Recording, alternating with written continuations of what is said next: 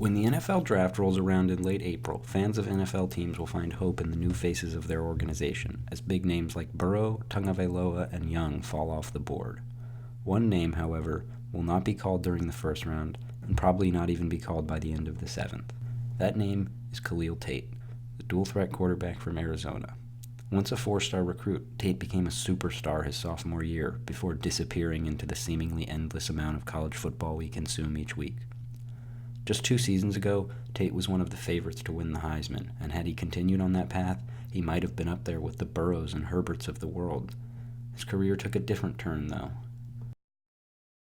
Go back to August of 2017, and few people outside Tucson could have told you the name of the 6'2", 208-pound quarterback from Southern California. Entering fall camp as the backup to Brandon Dawkins, Tate saw little action, only playing in 2 of the first 4 games. On October 7th, 2017, everything changed. An injury to Brandon Dawkins sent Khalil Tate into action against the Colorado Buffaloes, who are coming off their first 10-win season since 2001. It would be his first significant action in a game, and he made it count.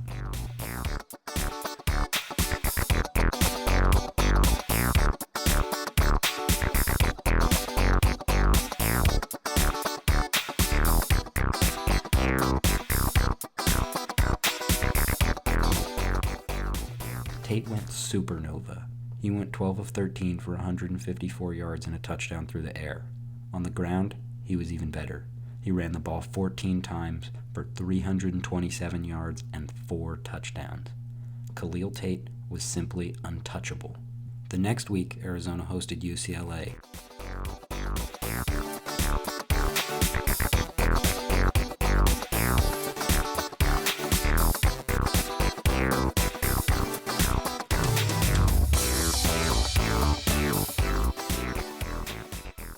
He ran the ball 15 times for 230 yards and 2 touchdowns. He added another 148 yards and 1 more touchdown through the air, enough to earn him his second straight Pac-12 Player of the Week award. Another week passed. The surging Wildcats traveled to Berkeley to take on a 4-3 Cal Golden Bears team. And Tate did it again.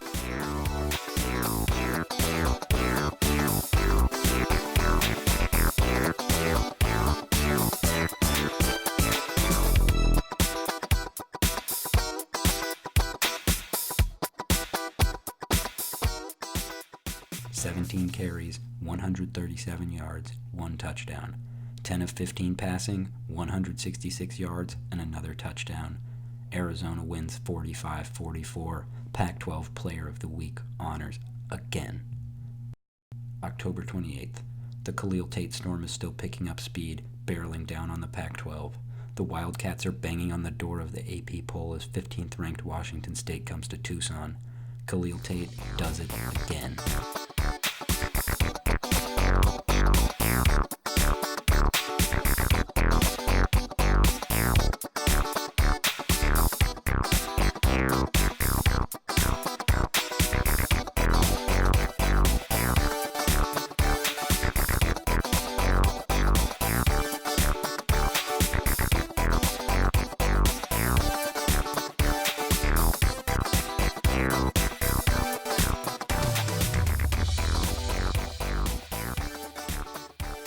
Arizona wins 58-37. He drops 275 yards through the air on 10 completions from 17 attempts, while adding 146 yards and a touchdown on 13 carries. He picks up his 4th straight Pac-12 Player of the Week award. This is the first time this has ever been done, and quite possibly the last. Is there any stopping this man? Is he even man? The next week, the Wildcats enter the AP poll at number 23, setting up a ranked matchup against number 17 USC the next Saturday. The storm calmed, though. USC won 49-35. Khalil Tate finished with 161 rush yards on 26 carries and 146 pass yards, going 14 of 31. He added on 3 total touchdowns, but had his first multi-interception game with 2 picks. The Wildcats would drop back out of the AP poll and win just 1 of the 4 games left on their schedule that year. Khalil Tate returned to earth for the most part. He would still put up big numbers at times, like the 300-plus passing yards and 5 touchdowns in a 38-35 loss to Purdue in the Foster Farms Bowl. but he couldn't do enough to keep the wins coming for Arizona by himself. That winter, Arizona coach Rich Rodriguez was fired after an investigation into sexual assault claims against him. This meant a new coach was on the way, and as rumors of who the replacement would be started to swirl, so too did rumors about Khalil Tate's future with the program. When it was reported that Arizona was interested in hiring Navy's Ken Niumatalolo, Tate took to Twitter. He put it bluntly, "I didn't come to Arizona to run the triple option." What he really came to do was run the spread under a man who pioneered the concept with West Virginia and had coached deadly tandems like Pat White and Steve Slayton.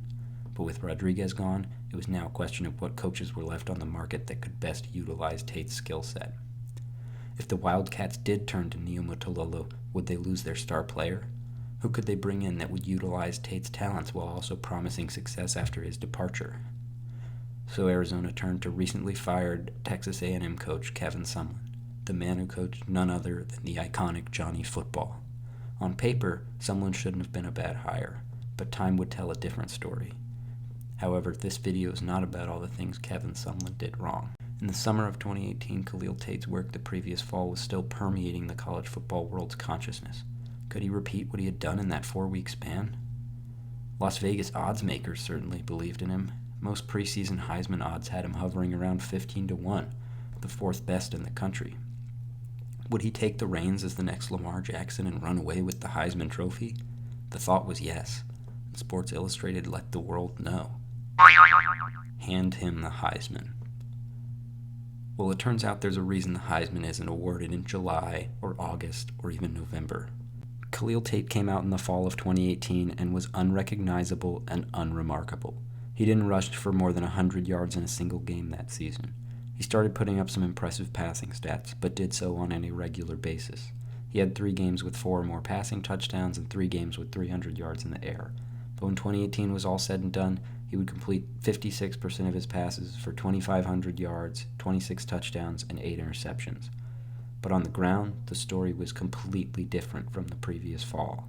He finished with just 224 yards and 2 touchdowns, all season, averaging just 3 yards a carry. For reference, he put up better rushing stats in a single game against Colorado the previous year. 2019 came around, and Tate was still unremarkable. He finished with just over 400 yards on the ground and just under 2,000 in the air. On his senior day, he wasn't even named the starter. His career may not be over yet, but his college career is. It didn't go up in flames or end due to some crazy off-the-field issue. No, it simply just crescendoed out of our minds and we moved on to the next new shiny player putting up video game-like numbers. So what happened to him? Quite a few things. Injuries are certainly a part of it. He started dealing with an ankle injury in the fall of 2018 and then a hamstring injury in 2019.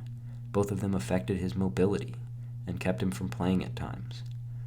The arrival of freshman Grant Gunnell didn't help either, and someone's waffling between the two as starter during 2019 probably didn't do much to remedy the situation.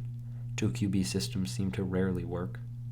When Kevin Sumlin came in with Noel Mazzone, a new system that wasn't built for Khalil Tate's abilities came with them. The data says he started throwing the ball more and running it less in 2018 and 2019. And it's true, his passing attempts rose from 18 to 27, while his rushing attempts went from 15 to just 6. His yards per game went from 172 to 230 through the air, while it dropped from 147 to 20 on the ground. 2019 wasn't much different from 2018, with a small increase in carries per game and a small decrease in pass attempts. But he had his worst year in terms of QBR, as it only dropped each season, finally bottoming out at 131 in 2019. A lot of those carries went to running back J.J. Taylor, who ran the ball 146 times in 2017 and then 255 times in 2018. So why did these numbers change so much? Well, the system changed. Part of it was necessary due to Khalil Tate's injuries, but part of it was that Kevin Sumlin wanted to turn Khalil Tate into a pocket passer to fit the system he had in mind. A noble thing to want to do, but probably not the best strategy if you want to win football games right away with the talent that you have. So maybe it was to prepare him for the NFL. But it raises the question, did he even need to become a pocket passer to get to the NFL? I'm inclined to say no, he didn't. You want evidence? How about these guys? Lamar Jackson, Kyler Murray, Josh Allen. I could keep going. The NFL is changing, so did Khalil Tate need to? I can't really say what happened in Arizona. I wasn't there, and I don't know what kind of discussions Tate, Sumlin, and the rest of the team and staff may have had about the system. But it definitely didn't work. Arizona went just 5-7 and 4-8 the last 2 years. So Khalil Tate probably won't hear his name called on draft day. After all, the NFL invited 337 players to the scouting combine. Khalil Tate wasn't one of them. So will he get a chance with the team? As is tradition with quarterbacks that are as athletic as he is, scouts and fans have suggested a move to wide receiver, but Khalil Tate says he won't do it. Personally, I'm biased, and I don't think he should. I want to see him succeed as a quarterback. I could also see him as another Taysom Hill type player. He's got a pretty big arm, and he's athletic enough that I think he deserves a shot. After all, after 2019, doesn't every team want their own Taysom Hill or a shot at the next Lamar Jackson? I think so. Let me know if you agree. Wake up to the bank.